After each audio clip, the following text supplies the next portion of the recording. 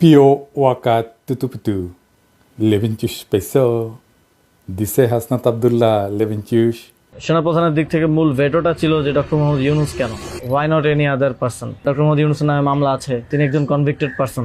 একজন convicted person আসলে কিভাবে একটা দেশের প্রধান উপদেষ্টা হতে পারে? আওয়ামী লীগ একটা লোককে একেবারেই দেখতে পারছে না, এবং বাংলাদেশে তো আলটিমেটলি 30-40% পিপল আওয়ামী লীগকে সাপোর্ট করে। এই 30-40% পিপলের মতামতের বিরুদ্ধে গিয়ে একটা লোককে প্রধান উপদেষ্টা করা উচিত? সেনাপ্রধান লাস্ট আমাদেরকে বলেছিল যে আমি বুকে পাথর চাপা দিয়ে এই সিদ্ধান্তটা মেনে নিচ্ছি। তিতা লাগিছে আমারে যারা বলতেন আমি আর্মি চিফের ভিজের লাইগা দেশের ক্ষতি করতেছি, তারা কোন গর্তের মাল এবার বুঝলেন তো। ওয়াকার 5ই আগস্ট থেকে বিপ্লবকে ব্যর্থ করার মিশন নিছে। ওয়াকারের মিশন না, মিশন কার সেটা আমরা দেখিচ্ছি। ওয়াকার 5ই আগস্ট থেকে ভারতের প্রেসক্রিপশনে চলিচ্ছে, যা যা করছে সব ইন্ডিয়ার প্রেসক্রিপশন। বিক্রম মিশ্র আসছে বাংলাদেশে ওয়াকারের সাথে ঘুটু করতে। ওয়াকার হাসিনার বোনজামাই, হাসিনার পরিবারের একমাত্র সদস্য যে বাংলাদেশে আছে। ওয়াকার কোন প্রোটোকলে বিক্রম মিশ্রের সাথে দেখা করে? বাংলাদেশের সার্বভৌমত্ব কোন রাষ্ট্রের কাছ থেকে সংকটে পড়তে পারে? ইন্ডিয়া তো। সেই ইন্ডিয়ার সেনাপ্রধানের সাথে বাংলাদেশের বিপ্লবোত্তর অবস্থা নিয়ে আলাপের কি আছে ওয়াকারের? বিক্রম মিশ্রের সাথে কিভাবে আলাপ করে সে? সবচেয়ে বড় কথা, বিক্রম মিশ্রের সাথে সে আলাপ করার আগে কোনো অনুমতি নিছে? নেয় নাই। এই ওয়াকার 600-র বেশি আওয়ামী লীগার খুনি পুলিশকে রক্ষা করছে জনরোষ থেকে, তারপরে নিরাপদে পার করে দিয়েছে সবাইকে। আয়নাঘরগুলোর এভিডেন্স ধ্বংস করছে ওয়াকার নিজে। প্রফেসর ইউনুসকে আয়নাঘরে ভিজিট করতে বাধা দিছে ওয়াকার নিজে, তারপরে আঙ্গুল উঁচায় হুমকি দিছে। কেউ না, আমি একা রুখে দাঁড়াইছি ওয়াকারকে। আমার বিরুদ্ধে চলে গেছে সবাই, আমার বিরুদ্ধে কি ভয়ঙ্কর ক্যাম্পেইন চালাইছে এই ওয়াকার আর তার সাঙ্গপাঙ্গরা। আমি কারো নাম বললাম না, আপনারা চেনেন সবাইকে। ওয়াকারের আসল মিশন তাহলে আসলে কি? আমরা ক্ষুদ্রকালে ক্লাস 1-এ মনে হয় একটা গল্প পড়তাম, গনি মিয়ার গল্প। আমার বয়সী সবাই জানেন। গল্পটার শুরুটা এরকম ছিল, গনি মিয়া একজন গরিব চাষি, তার নিজের জমি নাই, সে অন্যের জমি চাষ করে, এরকম আর কি। ওয়াকারের নিজস্ব মিশন নাই। ওয়াকার মিয়া একজন গরিব চাষি, তার নিজের মিশন নাই, অন্যের মিশন নিয়ে কাজ করে। চাঁদের যেমন নিজের আলো নাই, সূর্যের আলো প্রতিফলিত হয় চাঁদের পিঠে পড়ে, ঠিক একইভাবে ওয়াকার আসলে ইন্ডিয়ার মিশন পালন করে। ইনফ্যাক্ট আর্মির জেনারেলরা বেশিরভাগই ইন্ডিয়ান লেসপেন্সার। এদের মেরুদণ্ড বেচা দিছে মোদির কাছে, আর বিসি দিছে কার কাছে জানি না। এদিক সেদিক করলে বিসি ধরে চাপ মারে। এই ইন্ডিয়ান মিশন কি? ইন্ডিয়ান মিশন একটাই, আওয়ামী লীগকে ফিরে আনা, আবার বাংলাদেশে তাদের রাজনীতি করতে দেওয়া। বিএনপিকে প্রতিশ্রুতি দিচ্ছে ওয়াকার আর ইন্ডিয়া সামনে নির্বাচনে বিএনপি সরকার গঠন করবে। যদিও আওয়ামী লীগ অংশ নেবে, কিন্তু আওয়ামী লীগ তো কোনো বড় দল হিসেবে সংসদে থাকবে না। তাহলে ইন্ডিয়ান দখলদারিটা মজবুত হবে কি দিয়া?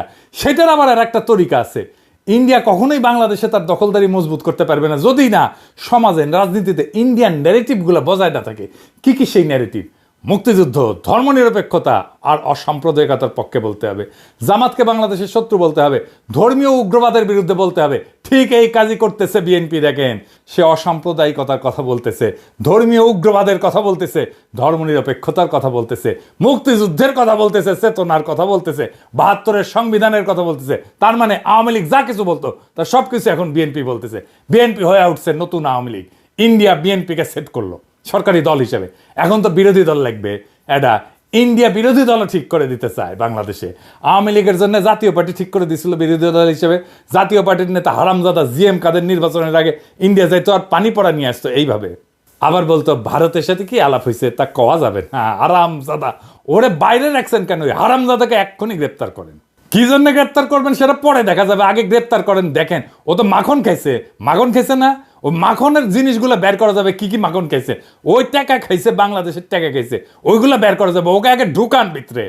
বিএনপির বিরোধী দল হিসেবে ইন্ডিয়া আওয়ামী লীগকে চায়, একটা বিশুদ্ধ আওয়ামী লীগকে চায়, একটা ভালো আওয়ামী লীগকে চায়। আর এই আওয়ামী লীগ বানাইতে দায়িত্ব দিছে ওয়াকারকে ইন্ডিয়া। হ্যাঁ, গুয়ের আবার ভালো মন্দ। গু আমাশার গু হইতে পারে, ডায়রিয়ার গু হইতে পারে, শক্ত গু হইতে পারে, লেটকা গু হইতে পারে। গু গুই। আওয়ামী লীগের আবার ভালো মন্দ কি? আওয়ামী লীগ ভালো হইলেও সেটা গু, খারাপ হইলেও সেটা গু। এই ভালো আওয়ামী লীগে কে কে থাকবে আসেন সেটা দেখি। সাবের হোসেন চৌধুরী সভাপতি আর বডি সোহেল হবে সাধারণ সম্পাদক।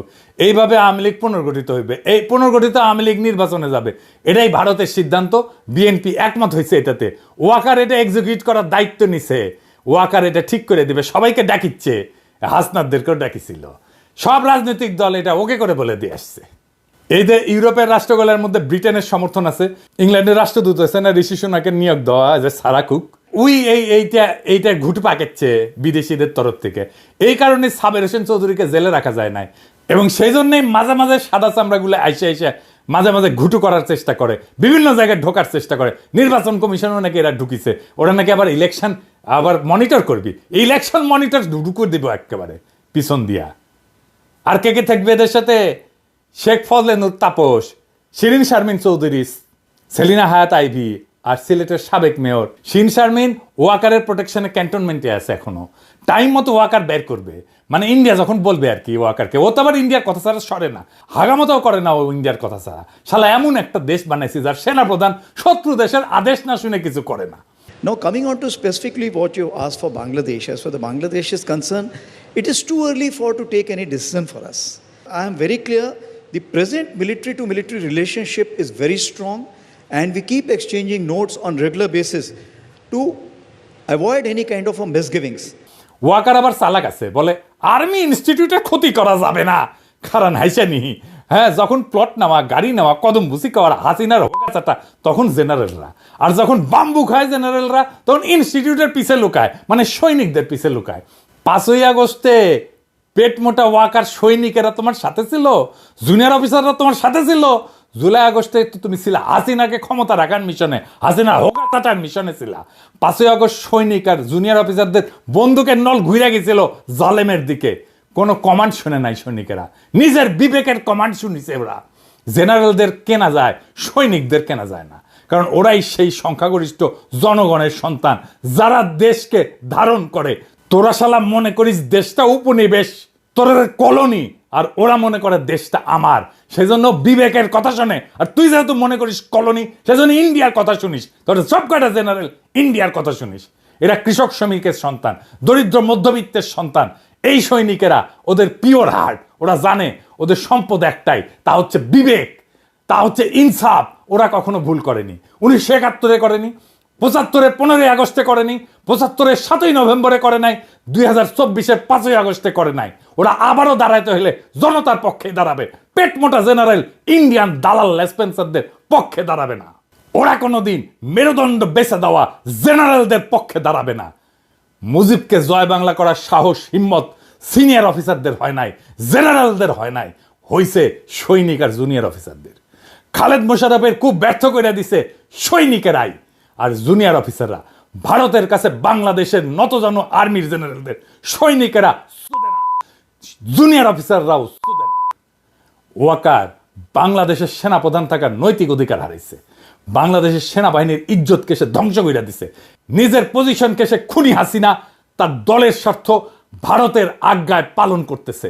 জনগণের টাকায় বেতন নেওয়ার নৈতিক অধিকার ওয়াকারের নাই। জনগণের টাকায় বেতন নিয়ে ইন্ডিয়ার এজেন্ডা পালন করা যায় না ওয়াকার মিয়া।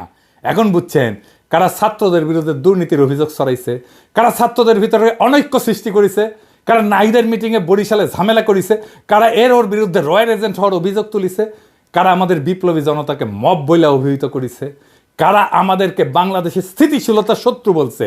এদের ভুলে যাবেন না, আপনারা সবাই রেছে নেন। যারা বাংলাদেশের রাজনীতিকে ষড়যন্ত্র দিয়ে ব্যাখ্যা করে তাদের রাজনীতি পরাজিত হবে। আজকের শিক্ষা এটাই, আমাদের রাজনীতি বিজয়ী হয়েছে।